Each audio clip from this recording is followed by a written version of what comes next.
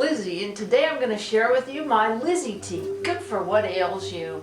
And it's a tasty, economical tea that'll boost your immune system so you won't have to go out and get that nasty booster shot.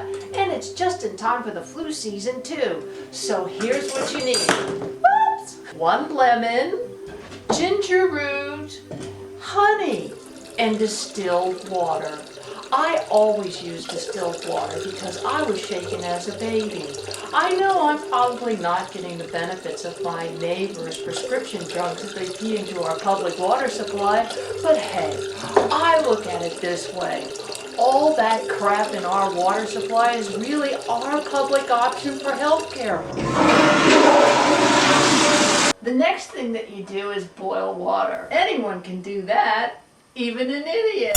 I like to use these glass tea kettles because the aluminum ones might give you the Heimers. Woohoo! Where do I live? Where'd I put my car keys? What's your name again? Now the next thing that you do is prepare the ginger root. This is ginger root, and it's real ginger, and it's filled with anti-inflammatory, antiviral, great stuff. And over the centuries, it's been used for colic and motion sickness, and even more recently to aid with nausea with chemotherapy. But more important, ginger is also a character in Gilligan's Island. But I like to think of it as God's antiviral, anti-inflammatory. Why? Then you want to cut off about 1.5 inches or however much you want of the ginger root. Then you peel it. This is my pretend time as I imagine myself a gypsy giving a chemical peel to my Barbie. Then chop up the ginger. You know, ginger is used an awful lot in Chinese food, and when I chop up ginger like this, I'm reminded about how they invented paper money, gunpowder, and tea. And now they supply everything to Walmart.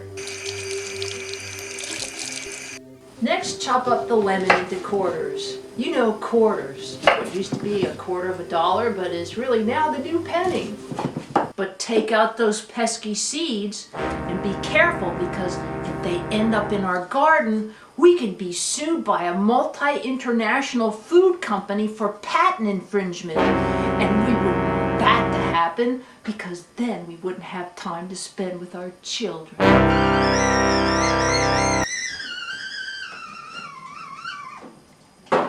Pour a little bit in the bottom of the pot. This is the English way of making tea, and the hot pot does 2 things. It makes the tea taste better and prepares us for the fall of the empire. As the pot warms, I like to use this time to think about all the empires that have successfully invaded Afghanistan.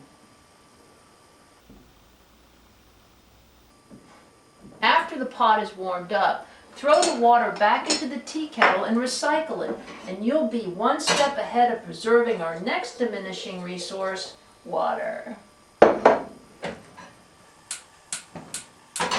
Now put the chopped ginger root in the teapot, then reheat the rest of the water, and let that steep for a while. I like to use this time to think about how I can show a profit in my home business. I know. I'll lay off my cat. And then you add the chopped up lemons, which I'm going to chop up a little bit more. And you squeeze them into the tea. And you put your whole lemon in there. Oh my God, I'm making a mess. Quick, print some money to clean it up. Now it's time to add the honey. I'm so glad that bees are back, aren't you? I was talking to one the other day, and he said he just needed a break from working with an abusive, nasty queen.